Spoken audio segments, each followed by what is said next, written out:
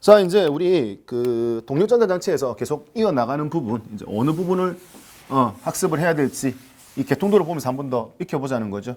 자, 클러치, 수동 변속기, 토크 컨버터, 자동 변속기에서 유선 기어를 이용하는 스텝 방식, 그 다음에 CVT라는 무단 자동 변속기, 그 다음에 DCT 변속기까지 쭉 설명을 했었습니다.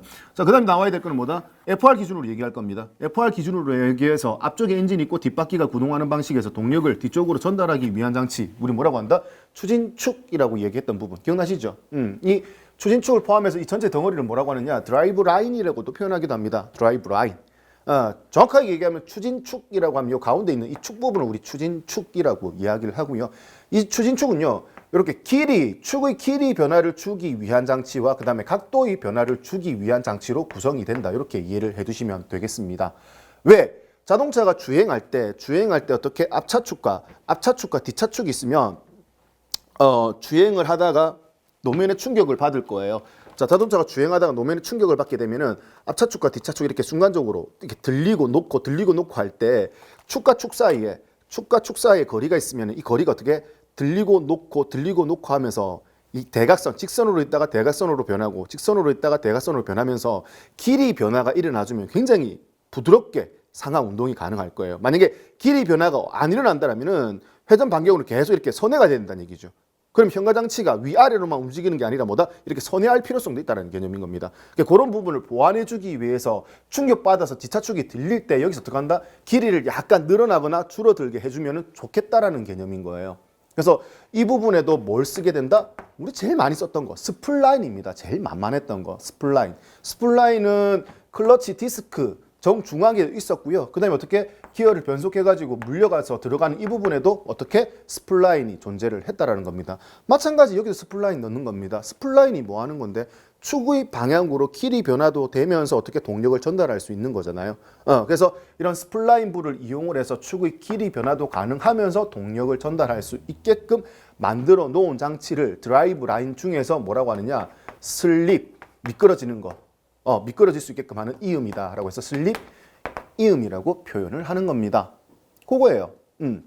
거기에다가 이렇게 동력을 전달할 때 꺾여서 축이 이렇게 꺾여가지고 동력을 전달할 필요성도 있다는 얘기죠. 그럼 축이 이제 꺾였을 때 동력을 전달할 때 어떻게 되느냐? 축이 이렇게 들리고 놓고 할 때 이게 이제 꺾인 상태에서 축을 동력을 전달하기 위해서는 각도의 변화죠. 얘가 수평 상태가 아닌 약간 꺾인 상태에서 동력을 전달할 수 있어야 되니 여기 맞물렸을 때 각이 꺾인 상태에서도 동력이 전달하는 장치가 필요하겠다는 얘기죠. 그래서 이 중간중간에 각이 꺾인 상태에서도 동력을 전달할 수 있는 장치가 필요하다라는 얘기입니다. 그래서 그거를 우리는 뭐라고 한다?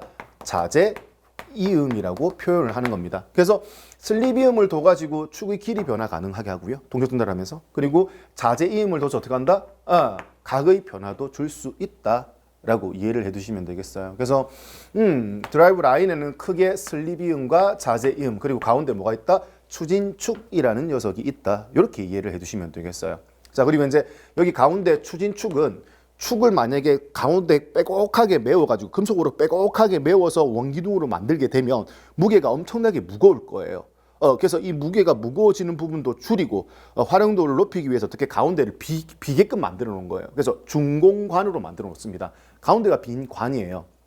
그러면 중공관으로 만들었을 때 어떻게 된다? 무게를 훨씬 더 가볍게 해서 추진축을 제작할 수가 있다라고 되는 겁니다. 자, 근데 그렇게 속이 비게 제작을 하다 보니 제조 오차가 생길 수 있다는 얘기죠. 그래서 여기서 중간에 관이 이렇게 비었다라고 가정하면 이 추진축의 무게 중심은 어디에 있어야 되느냐? 축이 회전한다고 봤을 때 기하학적 중심선이라고 하죠. 축의 정중앙에 무게 중심이 있어야 되는 게 맞죠.